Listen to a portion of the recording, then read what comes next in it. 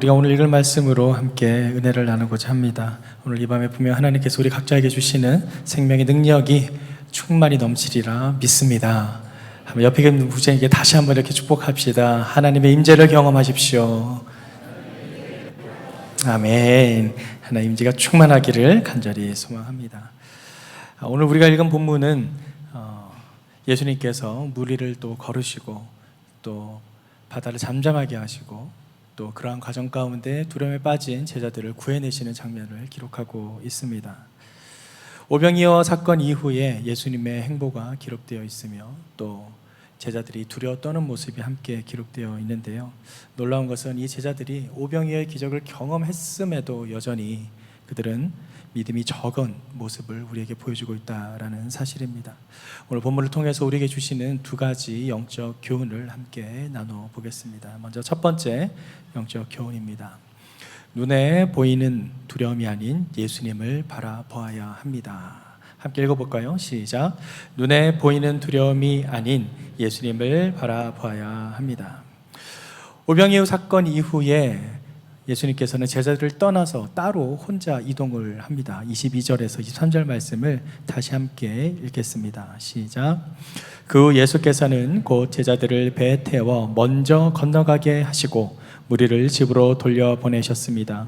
무리를 보낸 뒤 예수께서 혼자 기도하러 산에 올라가셨다가 날이 저물기까지 거기 혼자 계셨습니다. 22절에 보면 제자들은 먼저 보내셨다라고 기록합니다. 그리고 무리는 집으로 보내시는 것을 보게 됩니다. 제자들을 먼저 떠나보내고 또 무리들은 집으로 돌려보내고 예수님께서 철저히 혼자 남아 있었다라는 것이죠. 일부러 그를 찾아오는 사람들을 막아서 그들을 오히려 떠나보내게 했습니다. 우리가 잘 아는 것처럼 오병이어의 기적, 얼마나 놀라운 일이 일어났습니까? 말도 안 되는 일이죠. 성경에 기록된 남자의 수만 5천 명이라고 했습니다. 그럼 여자 어린아이까지 합치고 노인까지 합친다면 좋게 2만 명은 넘는 사람이 그 자리에서 오병이어의 그 작은 양식으로 풍족하게 먹고 12광줄이나 남은 기적의 사건입니다. 그런데 그러한 큰 사건을 경험한 이후에 예수님께서는 그들을 모두 돌려보내십니다. 집에 가라, 집에 가라. 제자들도 너희들 먼저 가라. 그리고 예수님께서 혼자 따로 찾아가시는 곳이 있었습니다. 우리가 읽은 말씀처럼 23절에 혼자 기도하러 산에 올라가셨다라고 합니다. 이 23절 말씀을 잘 기억하십시오. 오늘 본문 전체를 푸는데 가장 중요한 키워드입니다. 혼자 기도하러 산에 가셨습니다. 그 놀라운 기적과도 같은 역사를 이루신 후에 예수님이 찾아간 발걸음은 혼자 기도하러 산에 가셨다. 언제까지요? 날이 저물기까지. 그리고 이후에 이어지는 또 다른 기적의 사건이 나타나는데요. 저물기까지 있었다라는 것은 예수님께서 제자들이 탄 배에 찾아간 시간이 어둑해지는 밤에 가까운 시간이었다라는 것을 우리는 알 수 있습니다.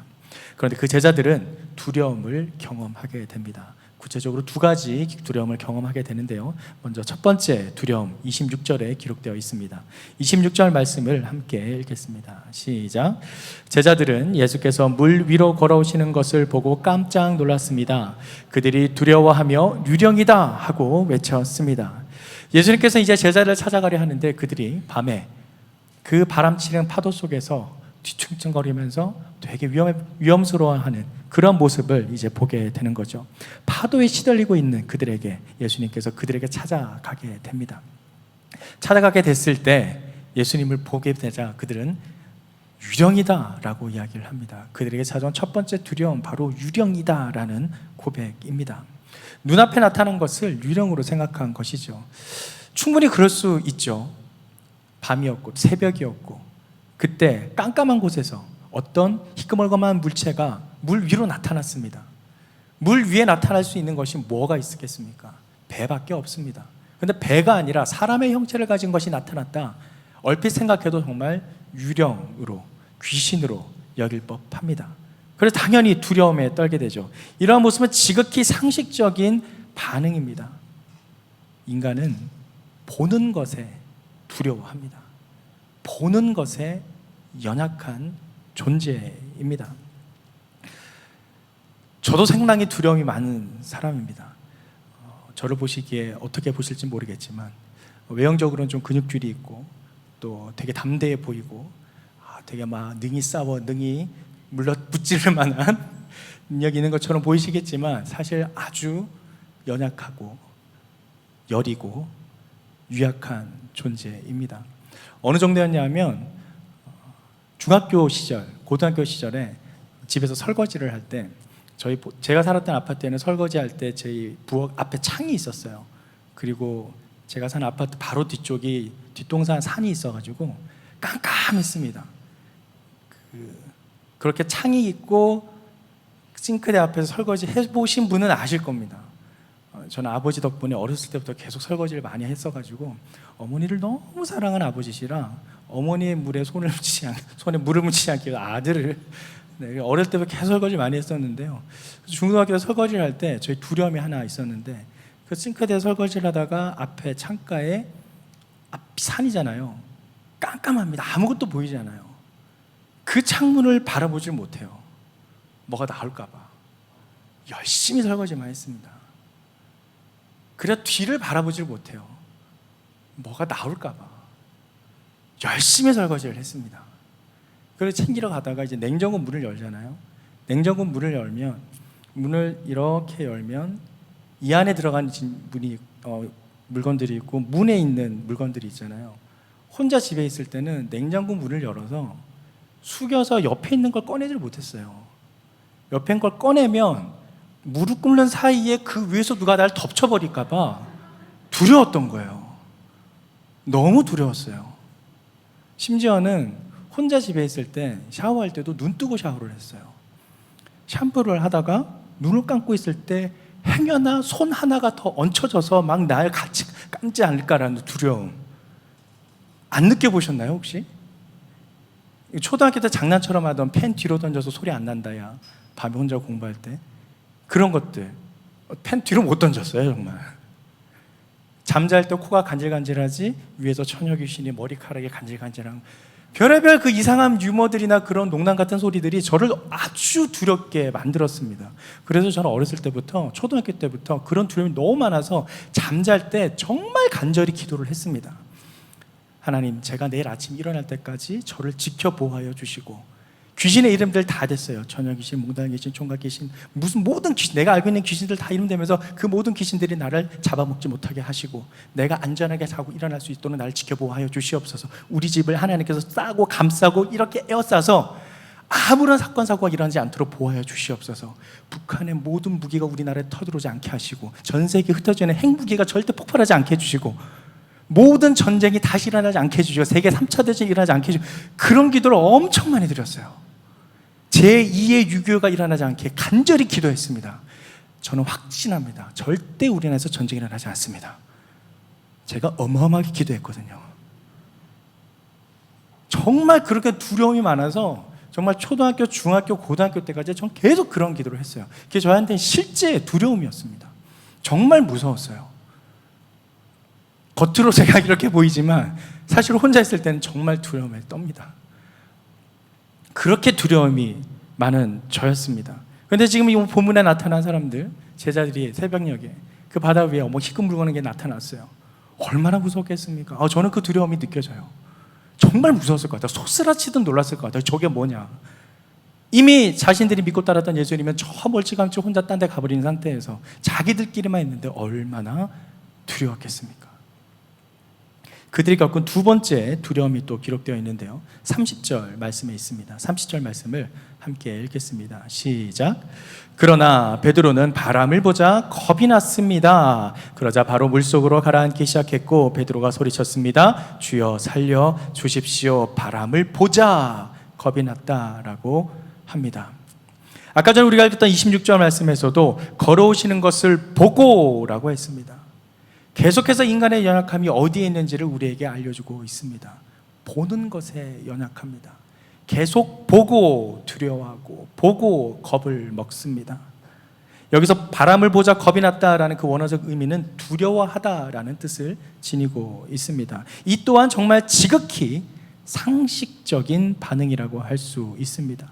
주위 상황이 자신을 덮칠 것 같은 그러한 두려움이 엄습한 것이죠.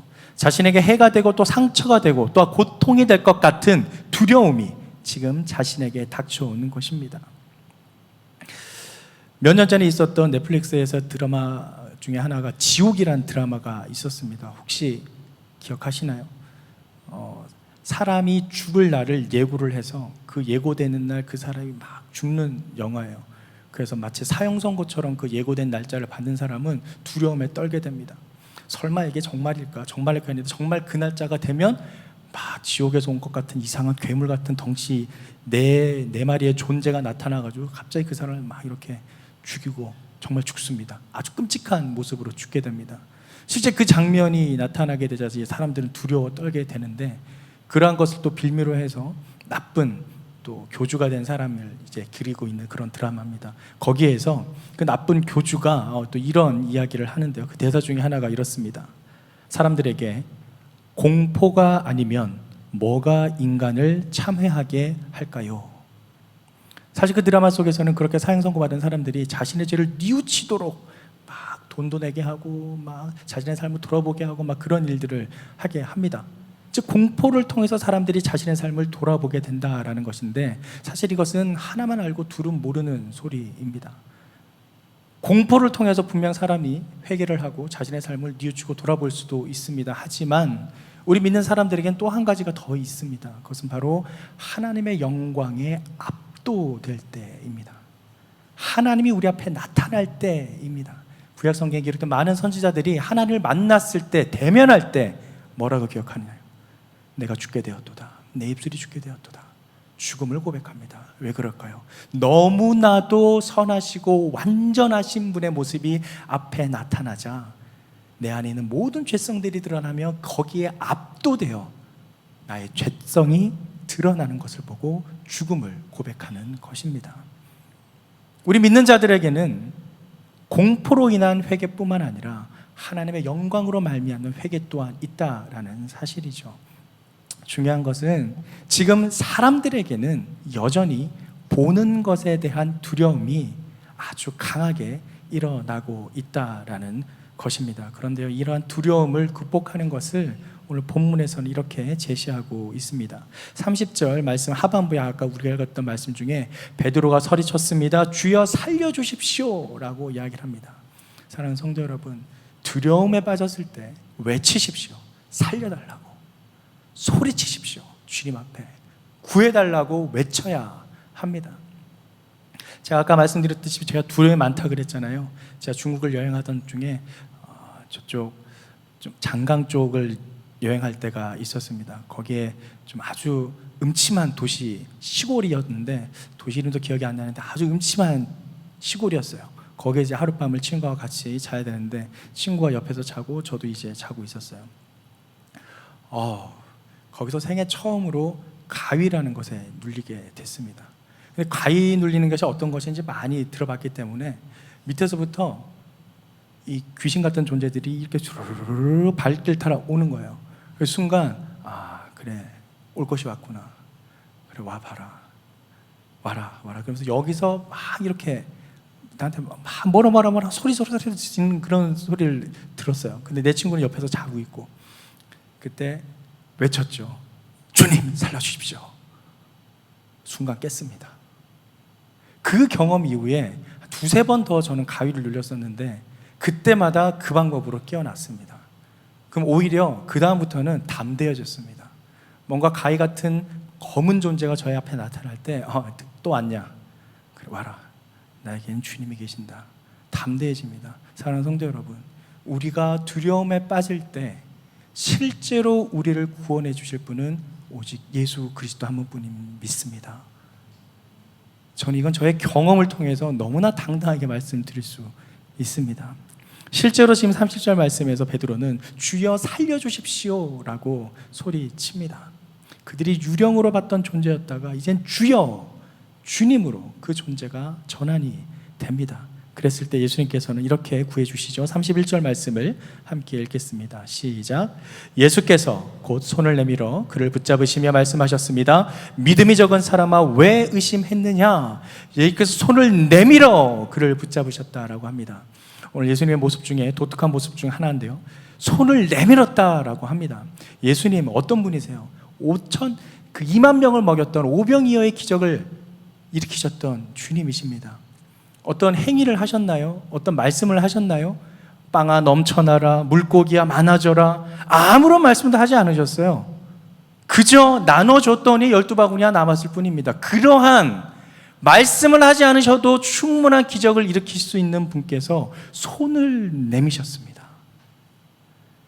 베드로야 나와라 라고만 말해도 됩니다. 또는 말하지 않고도 베드로를 빠져가는 모습을 보자마자 건져낼 수도 있었습니다. 그런데 굳이 손을 내밀어 그 손을 잡아 주셨습니다. 왜일까요? 우리의 연약함 때문입니다. 빠져가는 모습 속에서 보는 것에 연약한 우리에게 손을 내밀어 그 손을 보고 잡으라고 우리에게 손을 뻗어 주셨다라는 사실입니다. 사랑하는 성도 여러분, 하나님께서는, 예수님께서는 우리 수준에 맞춰서 각자의 연약함 속에 가장 적합한 모습으로 나타나 은혜를 주시는 줄 믿습니다. 한 사람 한 사람에게 각자에게 주신 은혜가 다릅니다. 같은 하나님이시지만 그 사람의 상황과 처지에 맞게 그 사람을 찾아가 주신다라는 사실입니다. 빠지고 있는 베드로는 보는 것에 연약한 모습을 보여주었습니다. 그 보는 것에 연약한 베드로에게 손을 먼저 내밀어서 그가 잡아야 할 것이 무엇인지를 먼저 보여주시고 그를 구해내셨습니다. 이것이 예수님의, 우리의 구원의 모습입니다. 딱 우리의 수준에 맞춰서 우리의 필요를 채워주시는 주님. 예레미야 33장 3절 말씀에는 이렇게 기록하고 있는데요, 함께 읽겠습니다. 시작. 내게 부르짖어라. 그러면 내가 내게 대답하겠고 내가 알지 못하는 크고 비밀스러운 일들을 내게 알려줄 것이다. 아멘. 주님께서는 우리가 찾을 때 분명 우리의 말씀을, 우리의 기도를 들으시고 응답해 주실 줄 믿습니다. 그래서 미가서 7장 7절은 이렇게 기록합니다. 그러나 나는 여호와를 바라보고 내 구원의 신 하나님을 기다릴 것이다. 내 하나님께서 내 말을 들어주실 것이다. 우리가 진정 바라봐야 할 것, 두려움이 대상이 아니라 바로 예수 그리스도를 바라봐야 한다라는 것입니다. 보는 것에 연약한 인간, 두려운 대상을 바라보는 것이 아니라 그 대상 너머에 계신 예수 그리스도, 우리의 주님을 바라볼 때 우리는 온전히 구원에 이르게 될 줄 믿습니다. 저희 딸들이 잠을 잘 때 제가 기도를 할 때 특별히 평상시에는 장난치면서 뭐 기도 다 끝나면 아멘, 아멘, 아멘, 아멘 막 이런 식으로 장난치면서 얘기를 하는데, 특히 감기 걸리거나 아플 때 기도를 하게 되면요, 얘네들도 두려운 마음이 있는지 그땐 정말 진지하게 아멘 합니다. 정말 간절하게 낫기를 원하는 마음으로 아멘해요. 그러한 간절한 고백 가운데 분명 하나님의 은혜의 역사는 나타나게 될 줄 믿습니다. 사랑하는 성도 여러분, 여러분은 무엇으로 인해 두려움에 사로잡혀 계십니까? 무엇이 여러분을 두려움으로 이끌고 가고 있고 여러분 그것을 어떻게 극복하고 계신가요? 우리에게 주시는 첫 번째 영적 교훈, 눈에 보이는 두려움이 아닌 오직 예수 그리스도를 바라보십시오. 옆에 분들에게 선포하십시다. 오직 예수님만 바라보십시오. 아멘. 그러면 이제 두 번째 영적 교훈에 대해서 함께 살펴보겠습니다. 두 번째 영적 교훈, 주님과 실제로 함께 할 때 모든 문제는 해결됩니다. 함께 읽겠습니다. 시작. 주님과 실제로 함께 할 때 모든 문제는 해결됩니다. 바람이 잠잠해지는 사건이 일어납니다. 32절 말씀을 함께 읽겠습니다. 시작. 그리고 그들이 함께 배에 오르자 바람이 잔잔해졌습니다. 함께 오르자 바람이 잔잔해집니다. 아까 말씀드렸던 것처럼 예수님께서 어떤 말씀도 하지 않으셨습니다. 오병이어의 기적에서 말씀도 없이 그러한 기적을 일으켰던 모습과 동일하게 지금 여기서도 아무런 말씀하지 않으셨습니다. 좀 비교되는 장면이 떠오르지 않으시나요? 마가복음에 기록된 4장 39절에 이런 말씀이 있죠. 마가복음 4장 39절에 예수께서 일어나셔서 바람을 꾸짖으시고 파도에게 명령하셨습니다. 고요하라, 잠잠하라. 그러자 바람이 멈추고 호수가 잔잔해졌습니다.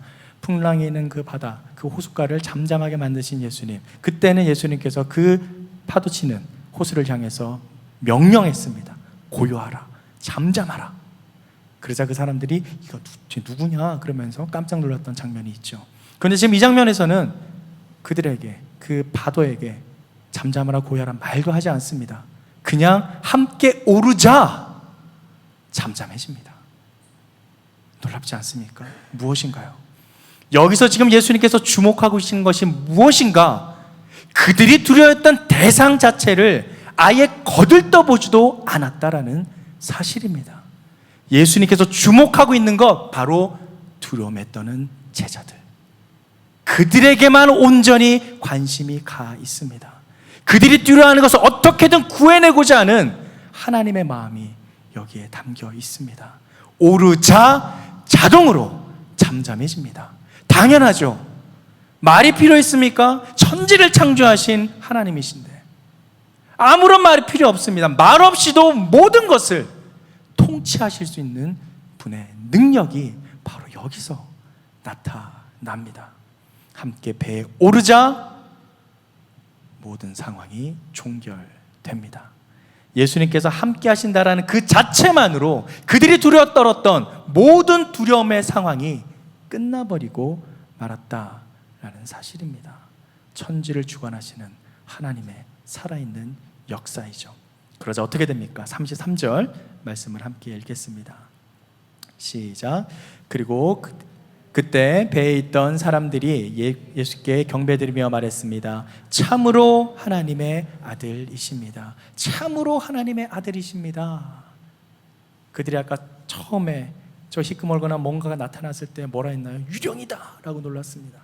그 유령이다 놀랐던 그 존재에 대해서 이제 말없이 모든 환경을 다스리시는 그 모습 가운데 참으로 하나님의 아들이십니다 라는 고백으로 바뀝니다.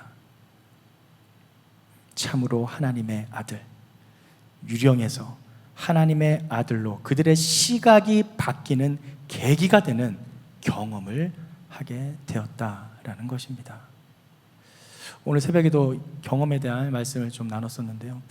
이 경험, 우리 기독교는 이 경험이 아주 중요한 종교입니다. 그렇다고 해서 이 경험이 이 종교적 경험으로 여러 가지로 산발적으로 나타나서 무분별하게 경험되어지는 것과는 다릅니다. 왜냐하면 우리의 모든 경험에는 말씀이 근거가 되기 때문입니다.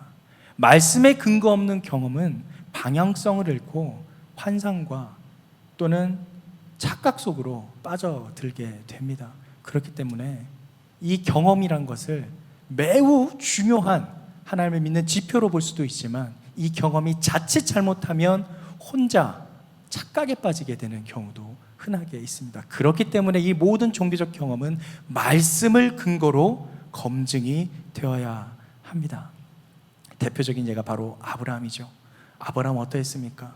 그에게 약속의 아들을 주신다고 하셨습니다. 그런데 그가 약속의 아들을 언제 보게 되나요? 전혀 인간적인 것으로는 가능하지 않을 때, 불가능할 때 그것을 경험하게 됩니다. 로마서 4장 18절 19절에서 그것을 이렇게 기록하고 있는데요, 제가 읽어드리겠습니다.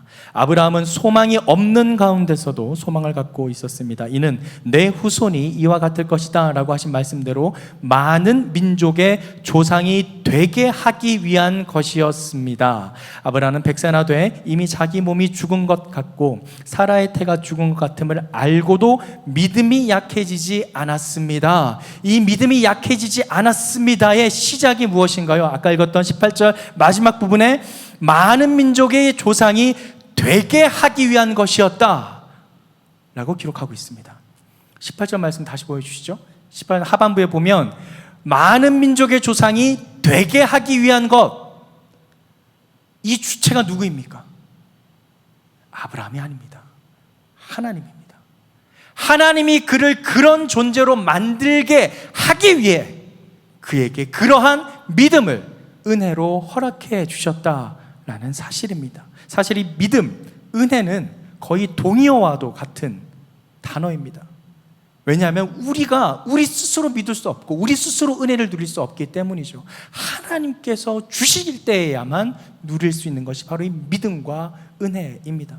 마치 지금 19절 말씀을 읽게 되면 아브라함이 마치 어떤 아주 강한 믿음이 있고 강한 의지가 있어서 그 믿음으로 눈에 보이는 아무런 증거가 없을지라도 끝까지 소망을 붙들고 나아갔다. 불굴의 믿음의 사나이처럼 보여질 수 있지만 실은 그러한 믿음을 주신 분이 하나님이다라는 사실입니다.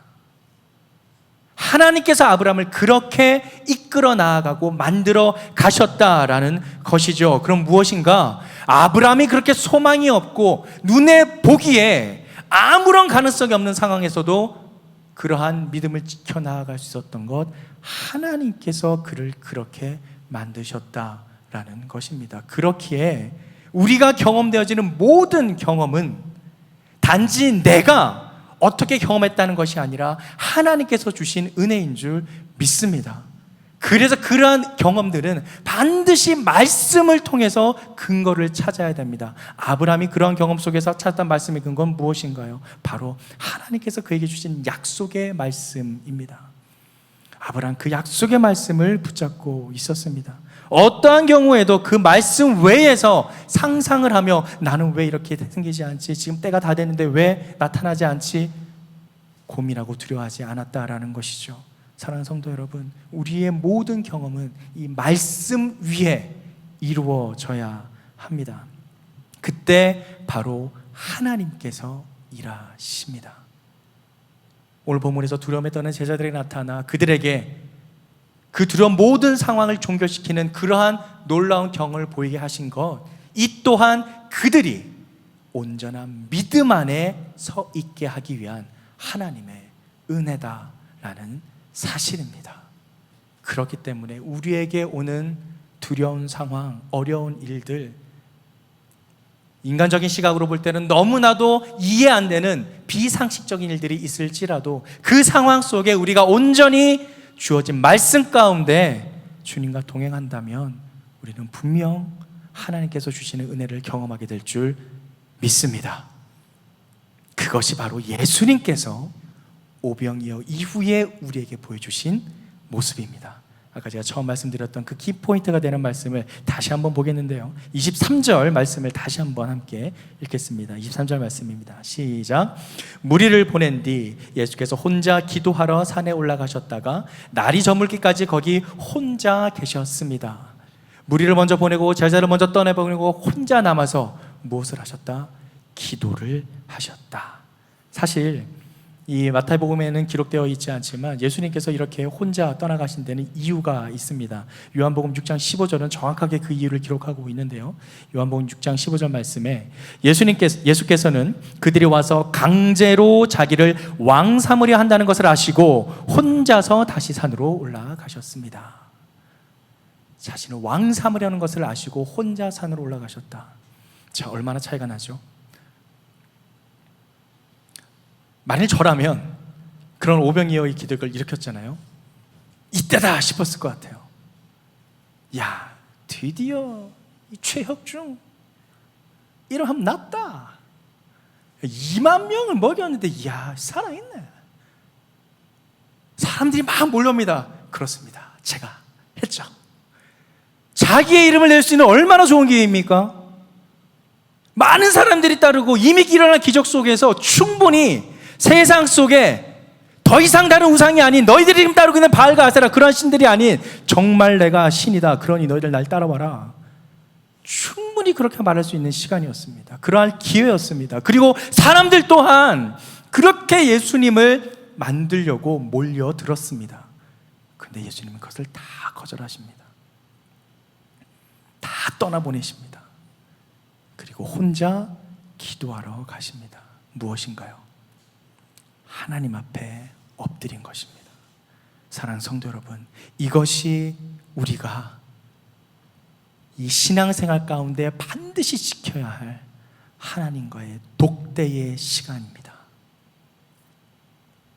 아무리 기쁜 일이 있을지라도, 아무리 슬픈 일이 있을지라도 그 모든 상황을, 환경을 넘어서 우리가 마주해야 될 것이 무엇인가? 바로 하나님과의 독대의 시간이라 사실입니다. 그리스도로 본받아라는 책을 쓴 토마스 아 캠피스는 그의 책에서 10장에 쓸데없고 무익한 말들에 대해서 이렇게 기록을 했는데요, 좀 긴 문장인데 자막을 통해서 제가 천천히 읽어드리겠습니다. 우리는 서로 만나서 많은 말로 얘기하고 나면 양심이 괴롭고 후회하게 되는 때가 많은데 왜 그토록 끊임없이 만나서 많은 말을 하고자 하는 것일까요?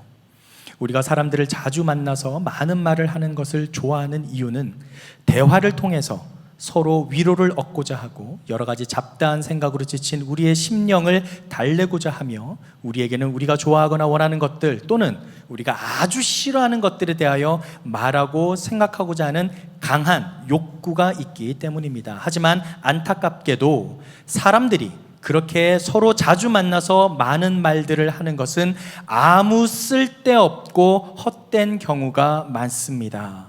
왜냐하면 그렇게 함으로써 사람들이 얻게 되는 외적인 위로는 하나님으로부터 오는 내적인 위로를 얻는데 큰 방해가 되기 때문입니다. 그러므로 우리는 사람들을 만나서 쓸데없고 무익한 많은 말들을 함으로써 허송세월하지 말고 도리어 깨어 기도하여야 합니다. 말을 하는 것이 적절하고 합당한 때가 찾아온다면 덕을 세우는 말을 하십시오. 이 글을 읽을 때마다 아멘이라는 고백이 절로 나옵니다. 우리 서로 만나고 싶죠. 이야기하고 싶죠. 좋은 일이 있을 때, 슬픈 일이 있을 때, 특별히 더 자신에게 좋은 일이 있을 때, 뭔가 대단한 업적을 쌓았을 때, 또한 사람들이 막 인정을 해줄 때, 그렇다고 그냥 그때 어떻게 했다고 그냥 서로의 공로를 이야기하며 자랑하며 떠들떠들하며 야 그렇습니다. 서로 박수 쳐주며 좋아합니다. 다들 경험해 보셨잖아요. 어떠셨어요? 집에 돌아가는 발걸음, 그 허탈하고 무너지는 허무함, 누구나 한 번쯤은 다 경험하셨을 겁니다. 왜 그럴까요?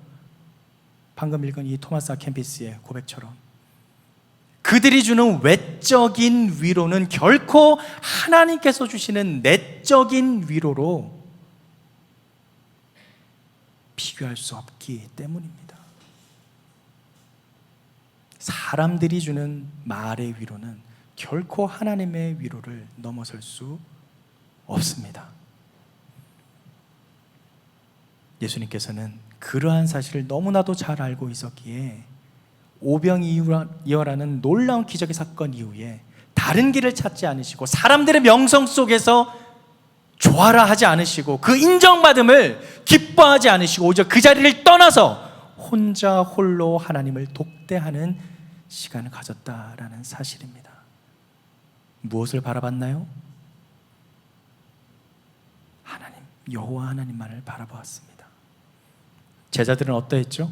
그들의 두려워하는 존재를 바라보고 두려움에 떨었습니다. 하지만 그들이 예수님을 온전히 바라보았을 때는 그 모든 상황이 극복이 됩니다. 그렇기에 사랑하는 성도 여러분, 우리가 진정한 하나님과의 동행을 이루는 것은 두려움의 대상을 바라보는 것이 아니라 그 너머에 역사하시는 여호와 하나님을 바라봐야 될 줄 믿습니다. 그 어떤 어려운 상황을 분명 한 사람들과 나눠서 기도 제목을 나눌 때 좋습니다. 하지만 더 근본적으로 우리가 마주해야 될 분은 바로 그러한 기도 제목들을 들고 하나님 앞에 나아가야 된다라는 사실입니다. 기도로, 말씀으로 주님 앞에 온전히 엎드릴 때 우리는 세상이 줄 수 없는 위로, 하늘의 위로, 하나님이 주시는 진정한 위로를 경험하게 될 줄 믿습니다. 이 모든 것은 하나님과의 1:1 관계는 바로 기도와 말씀을 통해 이루어집니다. 성령의 감동으로 이루어진 이 성경 말씀, 이 성경의 감동으로 이루어졌다는 말씀은 결국 하나님의 호흡으로 이루어졌다는 거예요. 이 감동이란 푸뉴마는 생명, 령, 숨, 호흡이라고 그 원어적 의미를 해석할 수 있는데요. 이 숨 어디서 많이 봤죠? 하나님께서 사람을 창조하시고 그 코에 생기를 넣어서 생명이 되었다 했을 때 그 호흡, 숨 마찬가지 똑같은 단어입니다. 즉 이 말씀이 하나님의 호흡입니다. 우리 안에도 하나님의 호흡이 있습니다. 그런데 이 하나님께서 주신 이 호흡을 하나님의 호흡인 성경 말씀과 맞추지 않을 때 우리는 엉뚱한 방향으로 떠나 두려워 떨게 되죠. 우리가 온전히 우리의 호흡을 하나님의 호흡에 맞추며 살아갈 때 우리는 예수 그리스도와 동행하는 삶을 살아간다 할 수 있습니다. 예수님과 동행하는 삶이요, 딴 거 아닙니다. 계속 말씀을 읽는 거예요. 계속 말씀을 기억하는 거예요. 어렵지 않습니다. 예수님이 계속 생각하는 겁니다. 예수 동행 일기 어렵지 않아요. 그냥 계속 예수님을 의식하면서 살아가는 겁니다. 그렇게 살아가는 것이 주님과 나의 호흡을 맞춰 나아간다 가는 삶이다라는 것이죠. 놀라운 것은 이러한 믿음의 과정이 우리의 환난과 어려움이 많으면 많을수록 더욱더 굳건해진다라는 사실이죠. 야고보서는 이렇게 기록하고 있는데요, 야고보서 1장 5절에서 6절 말씀을 함께 읽겠습니다. 시작. 여러분 가운데 누구든지 지혜가 부족하면 모든 사람에게 후히 주시고 꾸짖지 아니하시는 하나님께 구하십시오. 그러면 주실 것입니다. 오직 믿음으로 구하고 조금도 의심하지 마십시오. 의심하는 사람은 바람에 밀려 요동하는 바다 물결 같습니다. 의심하는 사람은 바다에 밀려 요동하는 바다 물결 같다라고 합니다. 굳건한 믿음은 환난이 많을수록 더욱더 강해집니다. 이런 사실은 우리 아이들하고 놀 때부터 보면 알 수 있어요. 아이들이 장난을 치잖아요. 심하면 심할수록 좋아합니다. 그래도 너무 심하면 이제 울죠. 아프니까. 여러분도 놀이동산 가서 재밌는 놀이기구 어트랙션을 탈 때 어떠신가요? 정말 떨어져 줄 것 같은 막 고난이도의 걸 타면은 막 무서운데도 되게 스릴을 느끼잖아요. 마찬가지입니다. 우리의 믿음도 어려우면 어려울수록 더 주님을 붙들 수밖에 없게 돼요. 왜 그렇죠? 그런 스릴 있는 더 무서운 어트랙션을 타면 무서운데 재미있는 이유가 뭐죠? 사고가 안 날 거라는 그런 안정자치가 있을 거라는 믿음 때문이에요. 하나님에 대한 믿음도 마찬가지입니다. 우리가 하나님 안에 온전히 거한다면 어떠한 환난이 우리를 휘암켜 오고 넘어뜨리려 하더라도 그 믿음 안에 그 환난과 고난은 우리의 믿음을 더욱더 강하게 할 줄 믿습니다. 오히려 환난이 인내가 연단이 그 소망을 낳게 한다라는 그 말씀이 우리에게 나타남을 경험하게 된다라는 사실입니다. 오늘 이 제자들의 두려움 떠는 모습 속에서 예수님은 놀라운 기적의 경험을 통해 그들의 믿음을 더욱더 굳건하게 만들어주고 계십니다. 그러한 모든 관계 속에서 우리가 온전히 지켜 바라봐야 할 바는 예수님께서 그러하셨듯이 오직 주님 여호와 하나님만을 바라보아야 합니다. 마지막 이사야 43장 2절 말씀을 읽고 함께 찬양하고 기도하겠는데요, 이사야 43장 2절 말씀을 함께 읽겠습니다. 시작. 내가 바다를 건널 때 내가 너와 함께 하겠고 내가 강을 건널 때 휩쓸려 가지 않을 것이다. 내가 불 속을 걸어갈 때 타지 않을 것이고 불꽃이 내 몸을 태우지 못할 것이다. 아멘. 사랑하는 성도 여러분, 눈에 보이는 두려움이 아닌 예수님을 바라보십시오. 또한 주님과 실제로 동행하며 모든 문제가 해결됨을 경험하십시오. 우리가 온전히 말씀과 기도 가운데 머물 때 하나님께서는 우리가 생각하지 못한 방식으로 우리를 그 두려운 상황 가운데 건져낼 줄 믿습니다.